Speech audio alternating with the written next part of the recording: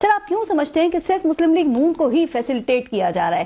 Election commission کو یہ سب کر کے کیا فائدہ حاصل ہوگا؟ ویسے نہیں، اس میں آپ بھول گئی، میں نے کہا تھا کہ شیر کی دم پہ نا پتنگ بھی باندھ دی جائے اچھا تو پھر کمپلیٹ پیکج ہو جائے گا۔ ٹھیک۔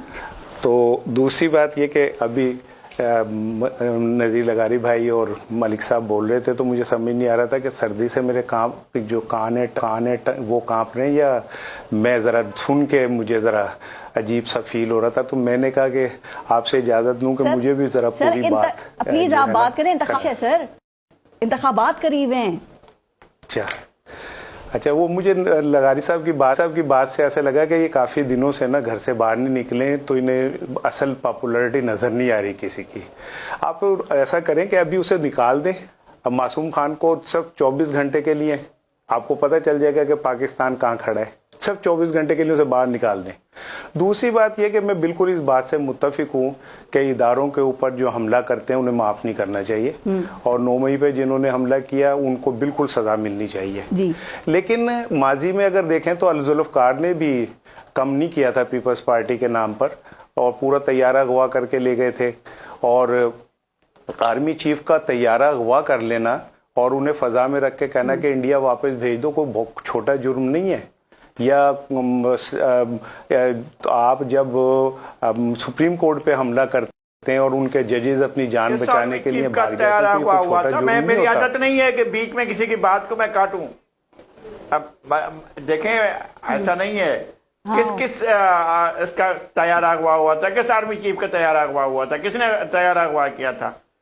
کم از کم تاریخی واقعات تو ٹھیک بتائیں نا، اس کا تو نہ کرنا چاہیے۔ کس نے اون کیا تھا؟ پاکستان پیپلز پارٹی نے ڈس اون کیا تھا جہاد کے اغوا کو۔ پاکستان پیپلز پارٹی نے اوپنلی ڈس اون کیا تھا کہ ہمارا اس سے کوئی واسطہ نہیں ہے، اور مرتضی بھٹو ہمیشہ الگ رہے تھے بہن کے ساتھ اس وجہ سے۔ جی گلے میں آپ نہیں صحیح کہہ رہے ہیں نذیر لغاری صاحب، وہ پیپلز پارٹی اس کو۔ جی اثار رانا صاحب۔ نہیں میرا طیارہ ہوا پیپلز پارٹی ان کا نہیں، میں آرمی چیف کا طیارہ، کیا جنرل مشرف کا طیارہ ہوا نہیں ہوا تھا؟ وہ میرا خیال ہے وہ ہر برائی سمجھتے پیپلز پارٹی نے کی تھی۔ تو میاں صاحب بری ہو گئے نا سر؟ میں نے تو دوسری طرف بات کی تھی، جب بری ہو گئے، ہوا تو تھا کہ نہیں ہوا تھا؟ بری ہو گئے تو بری تو وہ اس میں ایون فیلڈ میں بھی ہو گئے، بری تو وہ کیا کہتے ہیں العزیزیہ میں بھی ہو گئے، بری تو سب میں ہو جائیں گے۔ یہ کون سی بڑی بات ہے؟ وہ اللہ تعالیٰ نے ان کو حاضر من فضل ربی ان کے اوپر اتارا ہوا ہے، وہی نہیں بری ہوں گے تو اور کون ہوگا؟ اور دوسری بات یہ ہے کہ نصر اللہ بھائی کی بات بالکل ٹھیک ہے کہ گریبان نہیں پکڑنے چاہیے، لیکن جو لوگ بھوکے مر رہے ہیں، جن لوگوں کے گھر میں کھانے کو نہیں ہے، جن کی بیٹیاں جہیز کے بغیر بوڑھی ہو گئیں، جن کے بچوں نے تعلیم حاصل کی اپنے گھر بیچ کے، اپنے باپ نے زندگیاں گروی رکھ کے اور انہیں نوکریاں نہیں ملی، جو لوگ ہاسپٹلز میں ایڑیاں رگڑتے ہوئے مر جاتے ہیں، جو لوگ 2 کلو آٹا خریدنے کے لیے لائن میں کھڑے ہو کے ذلیل ہو رہے ہوتے ہیں، کبھی ان کے بیچ میں جا کے پوچھیں کہ ان کے دل میں کتنی نفرت ہے۔ ان لوگوں کے لیے جنہوں نے جمہوریت کے نام پہ، ان غریبوں کے نام پہ کھربوں پتی بن گئے، جن کے بیٹے پیدائشی طور پہ کھربوں پتی ہو گئے اور انہوں نے پاکستانی پاسپورٹ پھاڑ کے پھینک دیے۔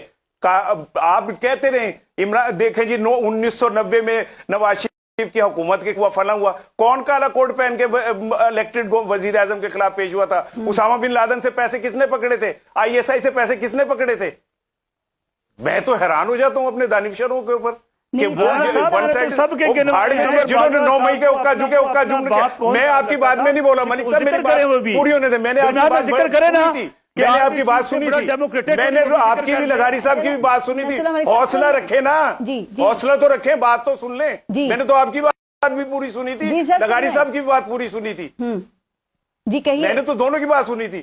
مجھے ایک بات کا جواب دیں کہ اس پاکستان میں 1981 سے ایک بندے کو آپ لانچ کر رہے ہیں، ٹھیک ہے، اسٹیبلشمنٹ بار بار نواز شریف کو 4 بار وہ وزیر اعظم، 4تھی دفعہ وزیر اعظم بننے جا رہے ہیں، 7 دفعہ وہ وزیر اعلیٰ بن گئے دونوں بھائی، کوڑم ان کا وزیر خزانہ رہا، سارا خاندان ان کا جو حکومت میں رہا۔ ایسی کون سی خدمت ہے جو 4تھی دفعہ وہ کرنے آ رہے ہیں؟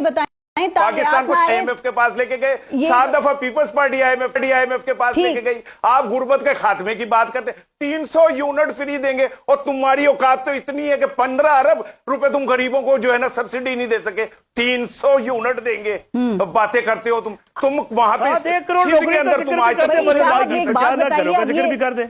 تاحیات نااہلی جو ہے یہ ختم ہوتی نظر آ رہی ہے، چونکہ وہ بار وزارت عظمیٰ کا سوال ہے۔ سر کیا لگ رہا ہے؟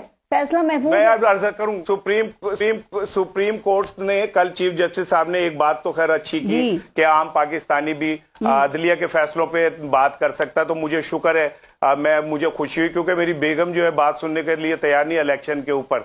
मैंने तो तजवीज दी है कि जैसे बिश्ती दरवाजा है, सुप्रीम कोर्ट में भी तौबा का दरवाजा एक लगा दें। इसार राना साहब, लेकिन जो इस वक्त का फैसला है, जो एक्सपेक्ट किया जा रहा है वो आता है, तो आपको नहीं लगता कि इमरान खान को भी इससे फायदा होगा? चूंकि इलेक्शन एक्ट 232 में जब तरमीम हुई थी ना, उस वक्त आपने ये कहा था नहीं होगा। नहीं सुने तो आपने ये कहा, सुप्रीम कोर्ट आपका जुमला बता रही हूँ, आपने कहा था कि ताहयात सजा गैर इंसानी सजा है और आगे चल के इस कानून का फायदा इमरान खान को भी हो सकता है, चूंकि सास भी कभी बहू थी, कहा था ना? जी बिल्कुल ठीक है। मैंने कहा था, ये समा में कहा था, अब से 6 साल 1 साल पहले।